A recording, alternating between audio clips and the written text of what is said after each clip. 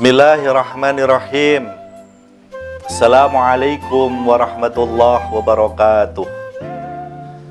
Alhamdulillah, wassalatu wassalamu ala rasulillah, habibina wassafi'ina wa qurrati a'yunina, Muhammadin ibni Abdillah wa alihi wa ashabihi wa mawalah.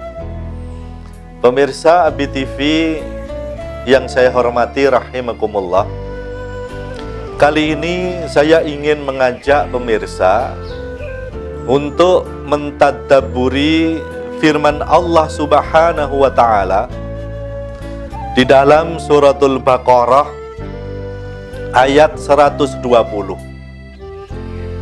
Di dalam ayat ini Allah sampaikan, walan tarudda anka, dan tidak sekali-kali ridho kepadamu. Ayat ini menyebut mukhatab tunggal, mitra bicara yang tunggal, yang dimaksud adalah Nabi Muhammad SAW. Namun sekalipun secara redaksional ayat ini menyebut mitra bicara Nabi Muhammad SAW, tapi ayat ini menjadi nasihat bagi siapapun yang mengaku mengikuti risalah, mengikuti agama, mengikuti tuntunan yang dibawa oleh Nabi Muhammad SAW. Apa isi daripada nasihat ini? Siapa yang dimaksud oleh Allah tidak akan sekali-kali ridho kepadamu, wahai Muhammad, kepada kalian hamba-hambaku yang beriman? Al-Yahudu wala Nasara, orang-orang Yahudi dan juga orang-orang Nasrani. Orang Yahudi dengan berbagai karakter dan sifatnya, dengan berbagai tujuan dan misinya. Demikian juga orang Nasrani dengan berbagai karakter, dengan berbagai misi yang ingin mereka wujudkan. Ternyata mereka, kata Allah, tidak akan sekali-kali ridho kepada kita, tidak akan sekali-kali mereka bersimpati dan berempati kepada kita, hatta tattabi'a milatahum, sampai kita mengikuti milah mereka. Jikalau kita sudah mengikuti milah mereka, mengikuti gaya hidup mereka, telah mengikuti way of life mereka, maka baru mereka ridho kepada kita. Sebelum kita mengikuti gaya hidup mereka, maka mereka, kata Allah, tidak akan pernah sekalipun ridho kepada kita. Di dalam ayat ini Allah menggunakan redaksi hatta tattabi'a milatahum. Di dalam penterjemahan redaksi milatahum biasanya ditranslate dengan sampai kamu mengikuti agama mereka. Di dalam Al-Quran, din, ad-din ditranslate dengan agama. Milah juga ditranslate dengan agama. Ada ayat misalnya, inna dina indallahil Islam. Sesungguhnya din, sesungguhnya agama yang diridhoi di sisi Allah hanyalah agama Islam. Ada lagi ayat ini, walan tarudda ankal yahudu wala nasara hatta tattabi'a milatahum. Tidak sekali-kali ridho kepadamu orang Yahudi dan Nasrani sampai kamu tattabi'a milatahum, mengikuti agama mereka. Ternyata dalam penterjemahan din dan milah diterjemahkan dengan terjemahan yang sama, yaitu agama. Tetapi para ulama tafsir mereka berpendapat bahwa din dan milah sesuatu yang berbeda. Jikalau din ini yang dimaksud adalah nizamul hayah, yang dimaksud adalah aturan kehidupan, yang dimaksud adalah hukum-hukum, nizam-nizam. Tapi kalau milah itu lebih cenderung kepada gaya hidup atau style yang menjadi gaya dari kehidupan sebuah komunitas masyarakat tertentu.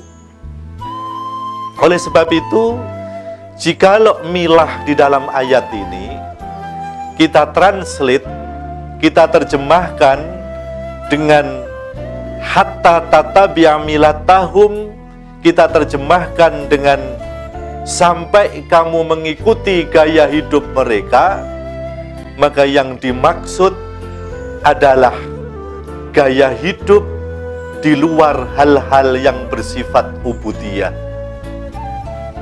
Ada seorang yang muslim atau muslimah, dia sholat, dia puasa di bulan Ramadan, dia juga melakukan kewajiban pokok yang lain, tapi gaya hidup, pola hidup, cara mereka menjalani kehidupan menyangkut norma, mereka sudah menjauhkan diri dari ajaran Islam dan mengikuti ajaran-ajaran yang diugemi oleh orang-orang Barat. Mereka seringkali melakukan pergaulan tanpa batas antara laki-laki dan perempuan. Mereka bergaul tanpa memperhatikan norma-norma yang diajarkan oleh Islam. Mereka seringkali melakukan aktivitas-aktivitas yang Islam melarangnya, tapi mereka lakukan dengan alasan ingin disebut sebagai orang yang gaul dan sebagainya. Target daripada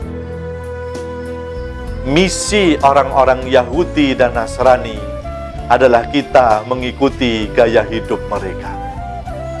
Sehingga kita seringkali mengelus dada, seringkali kita prihatin ketika ada seorang pemuda-pemudi yang mengaku beragama Islam, tapi mereka masih melakukan ritual Valentine's Day.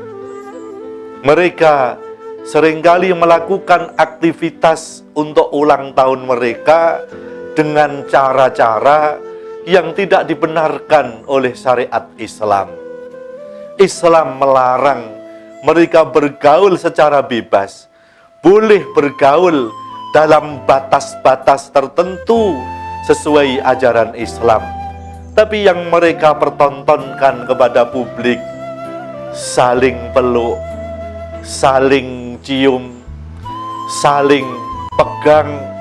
Padahal Islam memegang lawan jenis yang bukan mahram tanpa ikatan pernikahan diharamkan. Tapi dengan alasan mengikuti gaya hidup yang modern, dengan alasan mengikuti gaya hidup yang gaul, dengan alasan mengikuti dinamika kehidupan yang normanya terus berkembang, mereka melakukan itu. Saling pegang, saling peluk, saling cium, antara laki-laki dan perempuan yang tidak diikat dengan pernikahan dan mereka adalah mahram, bukan mahram. Pemirsa ABTV yang saya hormati rahimakumullah.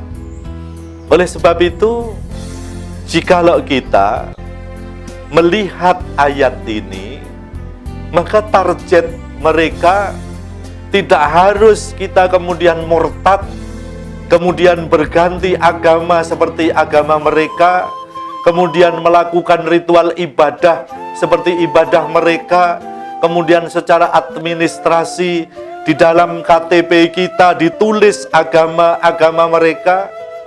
Bukan itu target mereka.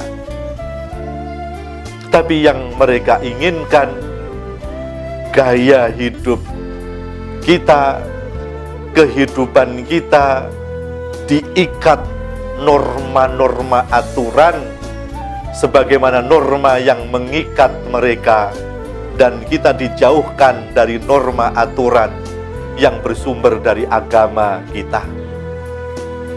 Sehingga jikalau kita mau berkomentar secara jujur, banyak orang yang mereka mengaku mensucikan Al-Quran. Mereka marah ketika ada orang menghina Al-Quran. Tapi mereka di dalam menjalani kehidupannya tidak terikat dengan aturan di dalam Al-Quran. Ketika memanage ekonominya masih dimanage secara konvensional, secara ribawi. Mereka masih berhubungan dengan lembaga-lembaga keuangan konvensional yang menggunakan manajemen riba. Padahal itu jelas-jelas bertentangan dengan apa yang difirmankan oleh Allah di dalam Al-Quran. Tapi itu targetnya orang-orang Yahudi, targetnya orang-orang kafir kepada kita.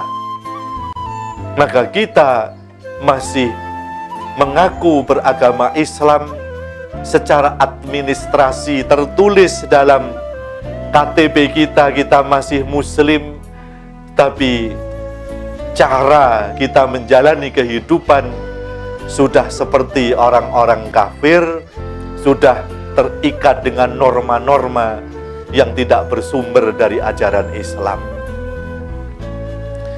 Kemudian ayat ini disambung dengan firman Allah, "Qul," katakan Muhammad, "Inna hudallahi huwal huda." Sesungguhnya petunjuk Allah lah itu sebenar-benarnya petunjuk. Maka jikalau kita ingin tahu hakikat daripada petunjuk, petunjuk yang sebenar-benarnya petunjuk, maka petunjuk itu adalah petunjuk yang bersumber dari Allah Subhanahu wa Ta'ala. Di luar itu bukan hakikat daripada petunjuk yang ideal untuk kita pedomani di dalam kehidupan kita. Wala inittaba'ta ahwa'ahum, jikalau kamu mengikuti hawa nafsu mereka, ba'dalladzi ja'aka minal ilm, kita lakukan itu, kita mengikuti hawa nafsu mereka, hawa nafsu orang-orang yang tidak beriman itu, setelah datang kepada kita ilmu, ma laka minallahi min waliyyin wala nasir, maka tidak ada untuk kamu, tidak ada untuk kita minallahi dari Allah, min waliyyin wala nasir, perlindungan dan pertolongan. Allah lepas tanggung jawab, tidak mau melindungi kita, tidak mau memberi pertolongan kepada kita, manakala kita justru mengikuti hawa nafsu orang-orang kafir, kemudian meninggalkan norma yang bersumber dari ajaran agama Islam. Mudah-mudahan Allah berkenan memberikan petunjuk dan bimbingannya kepada kita sekalian. Terima kasih. Assalamualaikum warahmatullahi wabarakatuh.